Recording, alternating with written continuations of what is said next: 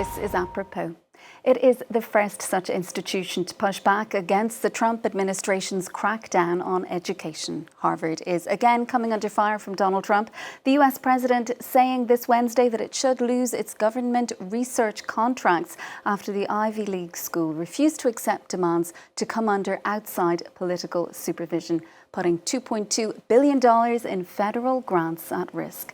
Trump's war against the intellectual elite is echoed in similar unprecedented pressure campaigns against top law firms and big media groups, as Yinka Oyetari reports. A cloud of uncertainty hangs over the US's oldest and wealthiest institution of higher learning. Harvard's refusal to bow down to the White House's sweeping demands may have left billions of dollars hanging in the balance after the Trump administration responded with a freeze on the university's federal funds. But some students say they are proud of the school's defiance. I love it.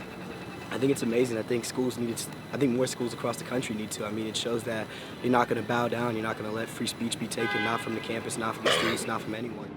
Harvard determined not to give the Trump administration another victory after Columbia University surrendered to many of the government's demands.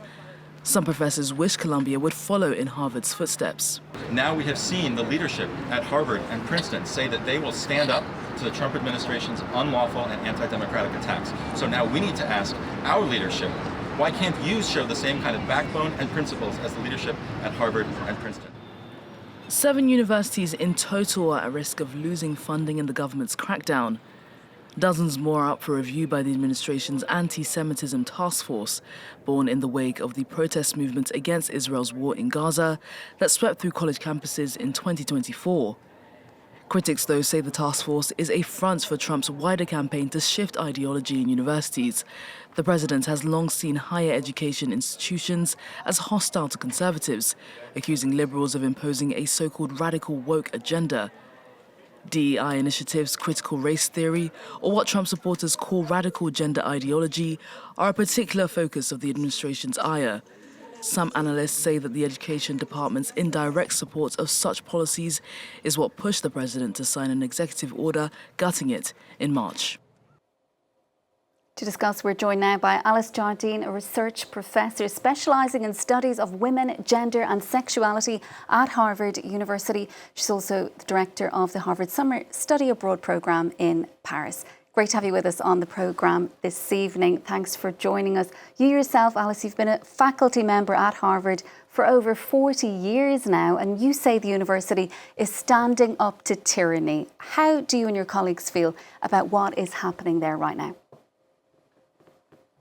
Yes, well, thank you for welcoming me. I wanted to begin by saying that, yes, 43 years at Harvard, and I've never been as proud as I am of my institution, as I am today. It's a huge risk, and it took an enormous amount of courage, and I'm very proud. So I wanted to also say that you have to see this in the larger context that you began to elucidate here. It's a context, a kind of hurricane of authoritarian attacks against the media and against the courts and against immigrants, of course, and against anyone who doesn't agree with the White House.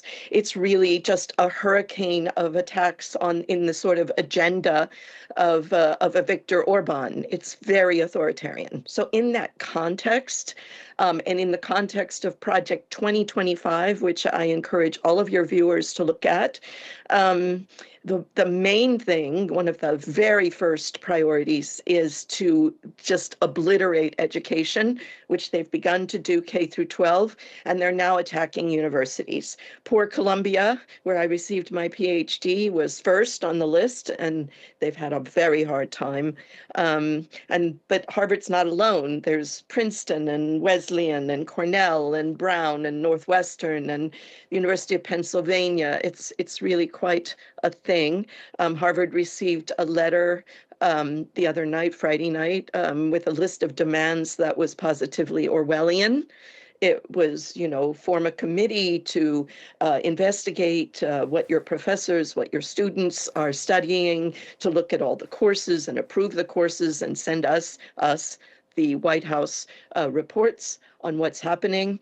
It's really quite something, and not since the McCarthy period of the 1950s has any such thing happened. It's almost one major newspaper today called it extortion, that it's basically saying to Harvard, do what we tell you to do, or we will destroy you. I think yesterday Trump talked about undoing the tax exemption of Harvard, which for a private university is unheard of. I heard today that Trump wanted wanted apologies from Harvard. But I'll just end on an optimistic note that since Harvard stood up in the person of President Garber, the outpouring of support has been incredible, and I think people are feeling inspired. Even President Obama tweeted that he was impressed by Harvard's stand, and 60 presidents signed a letter, presidents of universities signed a letter in support. So I think there's hope, and I hope that people are inspired by Harvard's courage. Yeah, you mentioned former President Obama there. Do you think Harvard's stance will actually embolden other institutions as he hopes? Might it lead to a more collective pushback? I think so. I hope so. I'm a realist, so I don't know. A lot of money is involved, a lot of money. And so, I know Stanford, for example, stood up right away.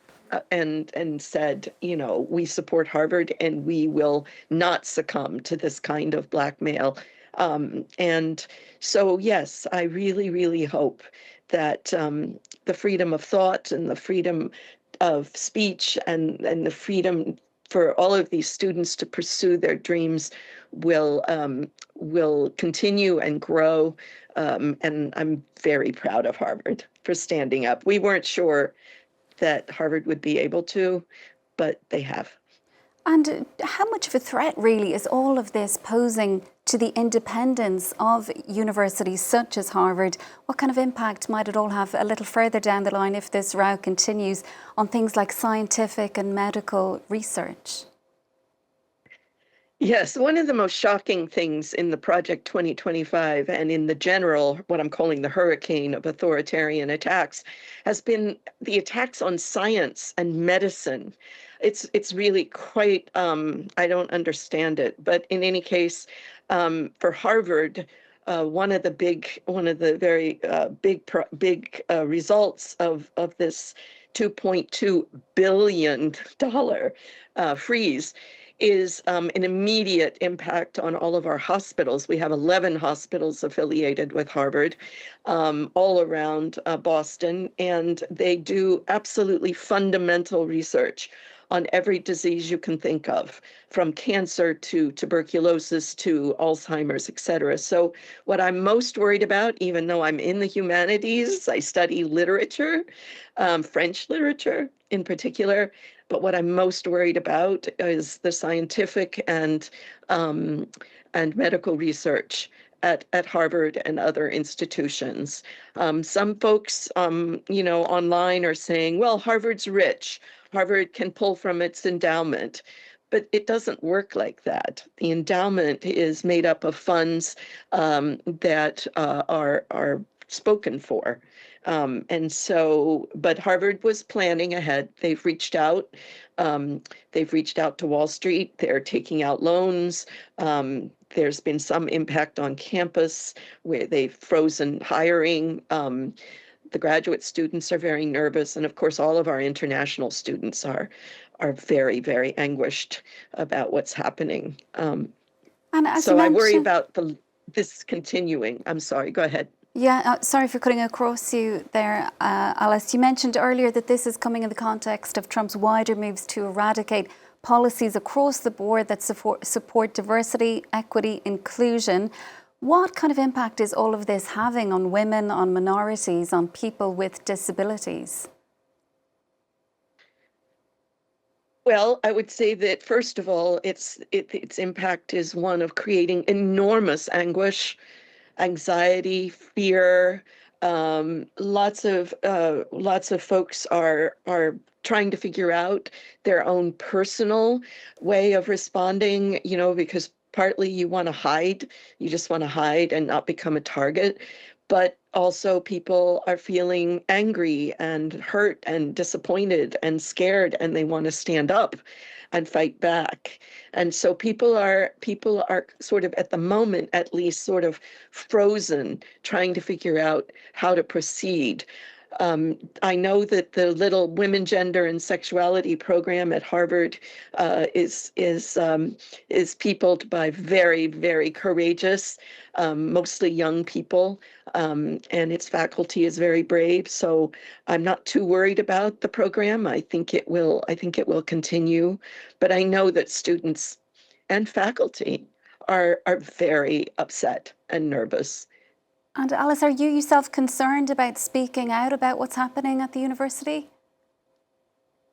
Well, I asked myself that when I received this invitation, and I decided, I'm 73 years old. I've been teaching for more than 4 decades. Everybody knows what I think. So if I can't stand up and speak now, when is it going to happen? So I don't know. But I didn't hesitate in the end. And I've been attacked by the extreme right before. In fact, many years ago, I was involved in a court case in France that actually went to the French Supreme Court when I was attacked by the Figaro magazine. So anyway, everybody has to make that choice, how much risk they can tolerate, and how much they're willing to speak out. And I just want to add that 5 million Americans took to the streets on April 5th. There are a lot of people very upset. And I think that maybe for the first time in American history, we're going to see millions and millions of Americans take to the streets. Well, Alice, we do appreciate you making that decision to speak with us this evening. It is an important topic, as you say. Thank you so much. That's Alice Jardine, a research professor at Harvard University, also director of the Harvard Summer Study Abroad programme here in Paris. Thanks so much. Well, that's it from us for now. Do stay with us, though, for more world news.